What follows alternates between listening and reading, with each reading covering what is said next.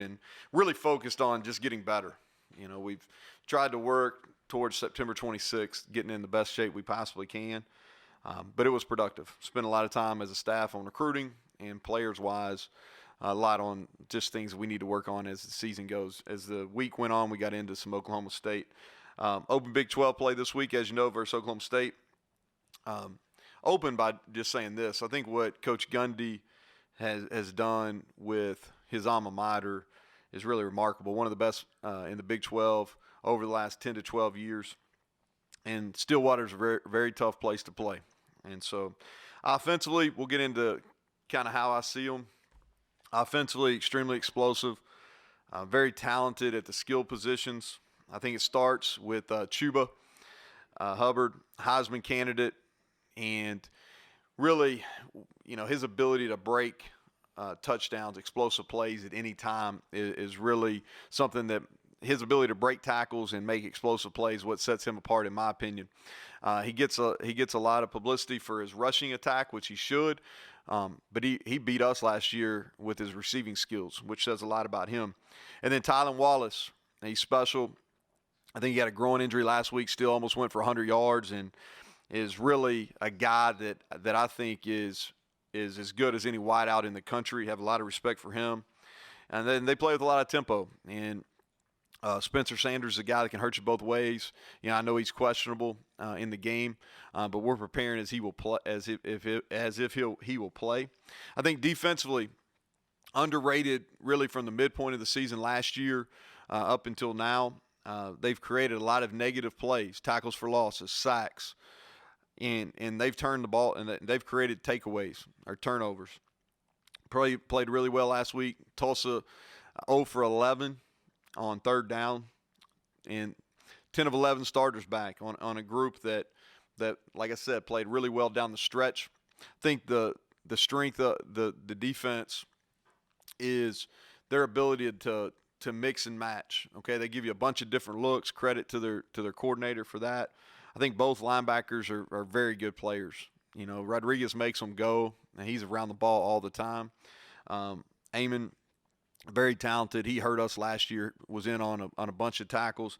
And then secondary-wise, I think they've got at least 4 NFL players in the back end and played a lot more man coverage in the game on Saturday. I think that's because they can.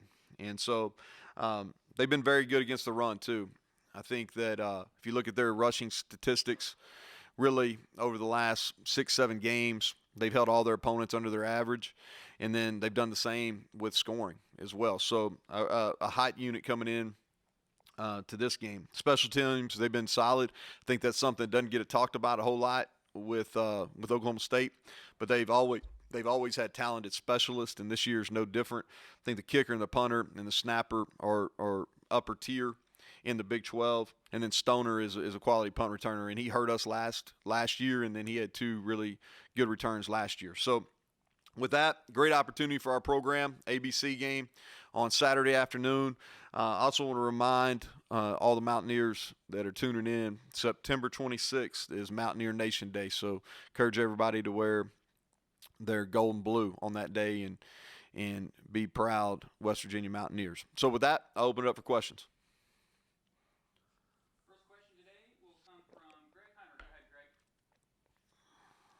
So, Coach, how extensive do you go back in film study? I'm sort of thinking Ellingsworth. I mean, do you have to go back and watch high school film of a true freshman that hasn't played hardly any college football? Well, he came in the game last week, and I thought he did a really nice job. Anytime you come in your first play from scrimmage, you throw a touch fade, which is as hard a throw there is in football, and he did it.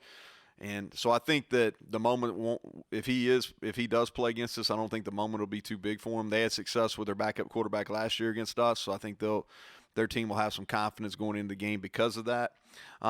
But yeah, you go back and watch his high school film just to get a good understanding of who he is. Next question comes from Robert Allen. Go ahead, Robert. There we go, Coach. I wanted to ask you about your defensive setup now. I'm really curious about Coach Leslie, Coach Adai. You had that opportunity to go in the Eastern Kentucky game and see how that worked with one calling the front, one calling the back end.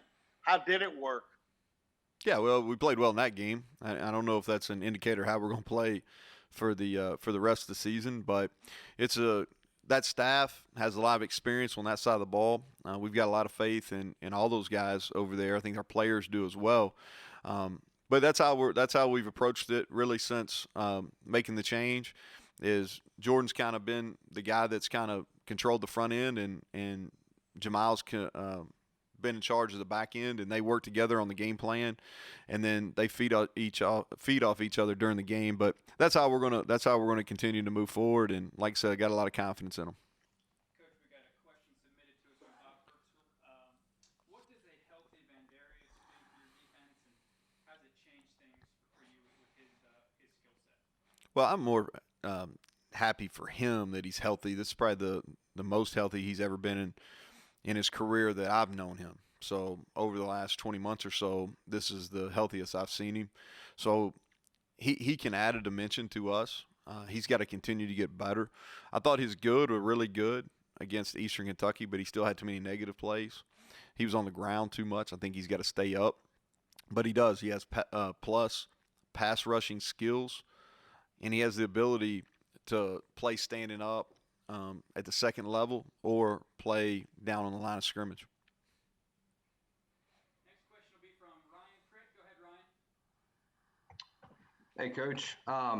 Just take us a little bit into these last couple of weeks, if you can. I know you said the goal was to get better. Were there specific areas you're really targeting there? Or are there areas you feel like you've kind of advanced in a lot? Or are there still areas that you're a little bit concerned about? And just how much better off do you think you are right now than the last time we saw you against Eastern Kentucky? Well, the hope is we're better, and we kind of attacked that bye week with some goals in mind. Continue to work on our rushing offense.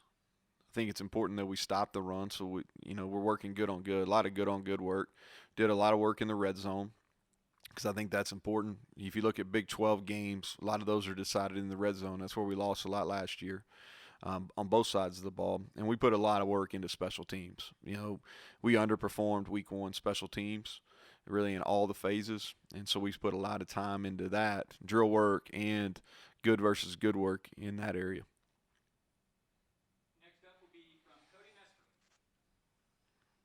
Hey, Neal. I was just wondering, what do you think it's going to be like to play against Josh Sills on Saturday? And do you have experience playing against former players? I'm sure I do. Nothing that sticks out. Yeah, I don't really know. I mean, we're going to line up, and he's going to play offense, and our defense guys are going to go out there and play. We wish him the best of luck. Obviously don't want a whole lot of success in this game, but after that, we wish him the best of luck. Hadn't really thought about it. Next question will be from Sean Manning. Hey Neal, with digital whistles, I didn't hear it or see it be an issue in the Eastern Kentucky game, but the game in Stillwater with fans there, it seemed like there were a lot of guys going full speed on dead plays. Is that a concern for you in general? And is there any way you could think to maybe improve that situation? I did notice that. I noticed it watching it on TV, and then it's evident on the coach copy. And so I don't know what the answer is. I don't know if at practice I wear a whistle underneath a gaiter, so I think that's one answer. But I really haven't talked to Greg Burks about it, so I don't know what precautions or what changes they're planning on making as far as with the officials. But it was evident. It was evident that there were several plays that played through the whistle. They said it happened in the NFL Week 1. I didn't see it, but it was clear in that game. Go ahead, Michael. So kicking off conference play against Oklahoma State, a tough established team, how much of a measuring stick game do you think this is heading into year 2 of the climb? Well, I think without a doubt it is. It's I think it's important to see if we're ready to play against the top teams in our conference, which I would argue that Oklahoma State is right up there with anybody. They probably have the most experience on both sides of the ball and on special teams returning. And so I think that's a fair assessment. Next question comes from Barry Trammell. Yeah, Neal, you are relatively new to West Virginia. I've been to Morgantown a bunch, and they've embraced the Big 12 and all those things, but it still is a little bit strange, the separation between Morgantown and the rest of the conference. How do you view West Virginia and the Big 12's relationship? Is it just normal to you since you don't really know anything else, or is the geography still an issue? No, I think it's pretty. And Barry, I'll say this is I hadn't really put a whole lot of time thinking about it, honestly. They came in the league when I was in the league at Texas Tech as a coordinator. And so, that was back in 2012. So in my mind, it's pretty, hey, we're a member of the Big 12 and a happy member, honestly. There's some difficult away trips for our fans. Outside of that, that's really the only time I really think about it is when our fans, talk about the difficulty to make a road trip. Other than that, I like the venues, some of the top venues in all of college football, great college towns across the board in the Big 12. So I'm a happy, proud member, and I think I'd speak for our athletic department as well. Next up is Kevin Kinder. It's usually after game one, you've got an idea of what you have, but both offensive lines coming into this game are probably going to be a little bit different than what they were in game one. I know that you said for your line, their suspensions were over the moment the whistle blew at the end of the first game. But are you comfortable with what you're going to see? Is there still some of that anticipation of, hey, let's see what we've really got with, the first five that we think are going to go out there on Saturday? Kevin, that's fair. I think there's some anticipation because we haven't seen Junior hadn't played in a game. Chase hadn't played in a game. They've practiced really well. I feel good about going 7, maybe 8 deep with the offense line. We'll definitely play 7, maybe get into 8. But yeah, there's some anticipation, going into it. But I'm confident. I'm really confident in how those guys are going to play and how they're going to rise to the occasion. But it's a little bit different going into game 2 where they didn't play.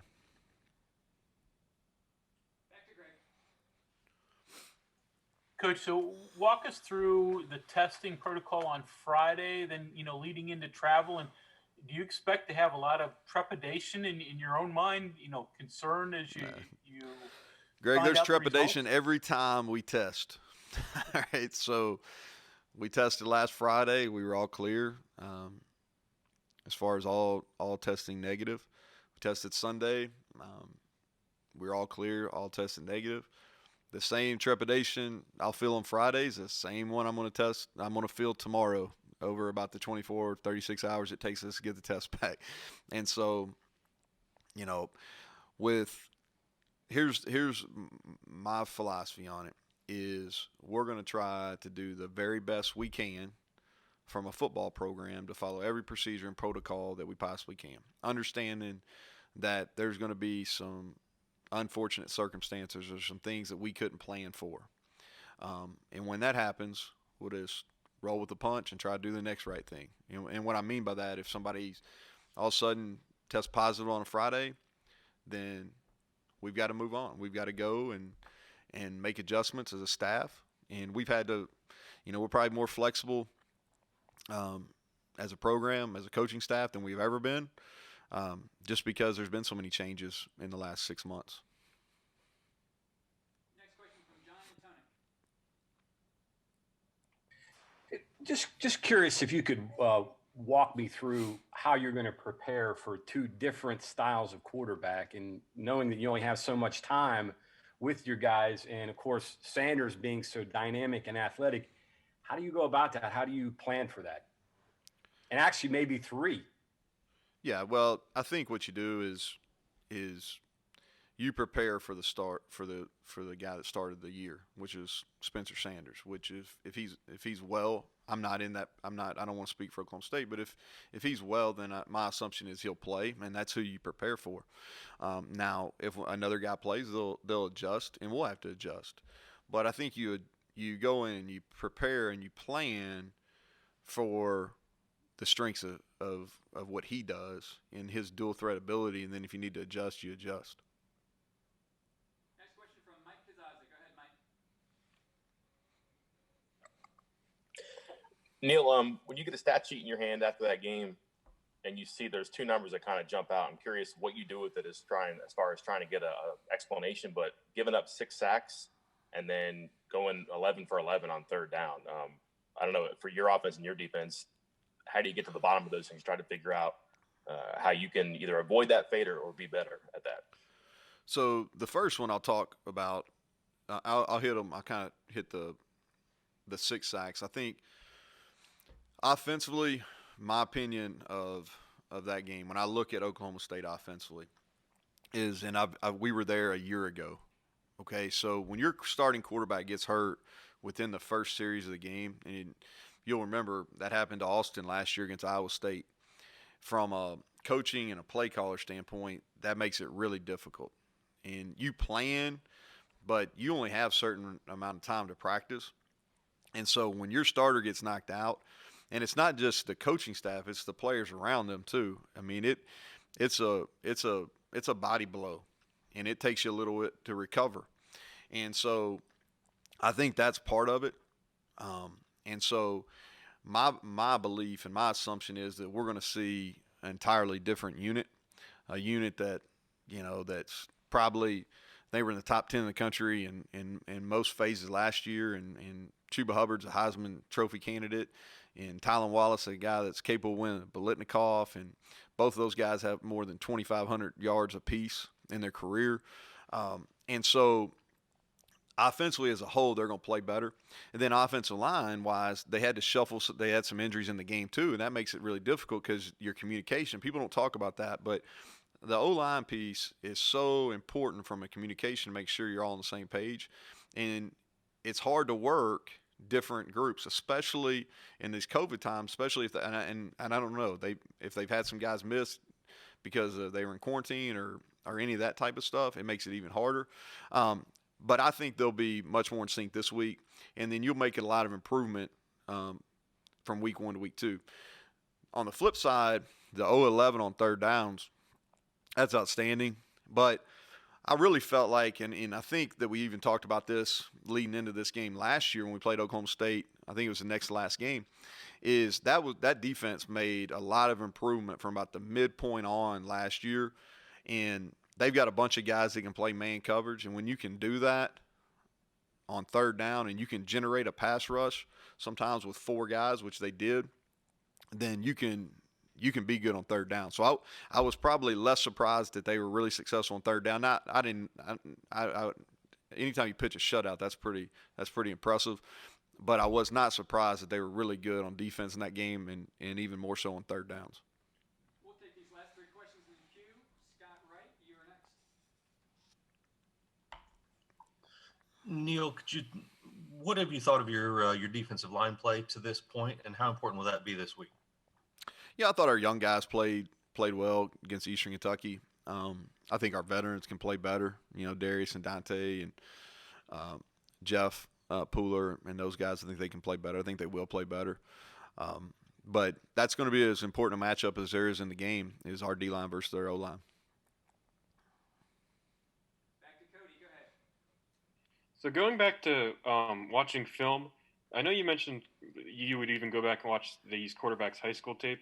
Is it more important to see tape of the specific players or of like the overall scheme that they run? Yeah, when we watch their high school tape, we're just watching that kid particularly. Schematics, it's a little bit up in the air because they've got a new play caller this year. And so it's a little bit of a guessing game anyway, regardless of who plays quarterback.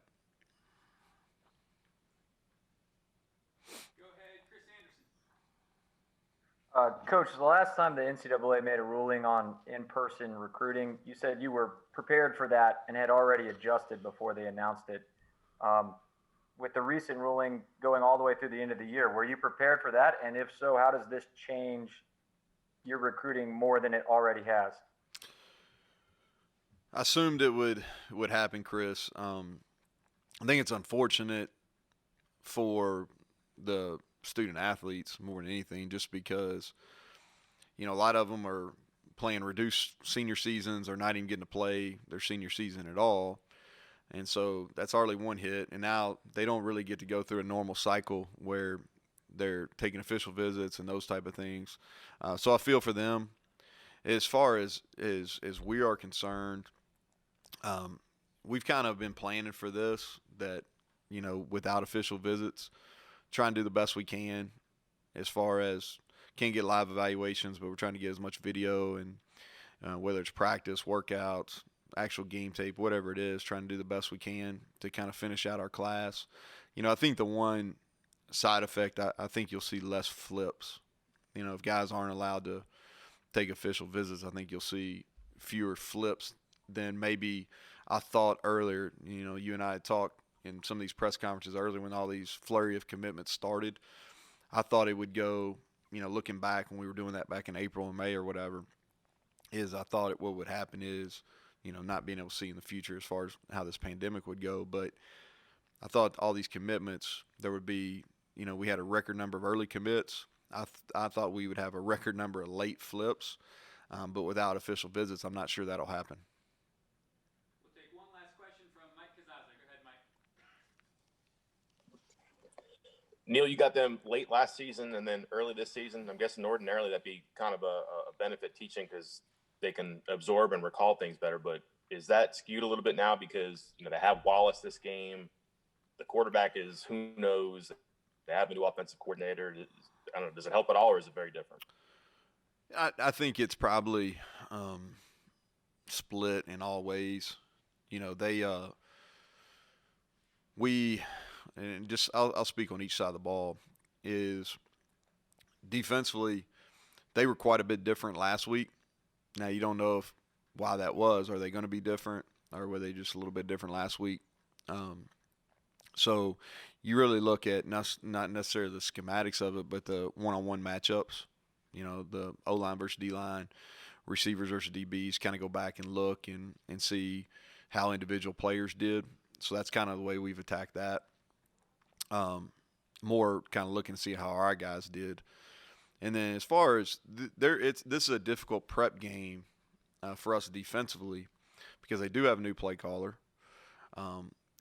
Unsure of who's going to be the quarterback, and now in this game, they do have Tylan Wallace, which is a whole different piece than when we played them last year at the end of the year. So normally it'd be a good thing. I'm not sure that it's going to make a whole lot of difference this time.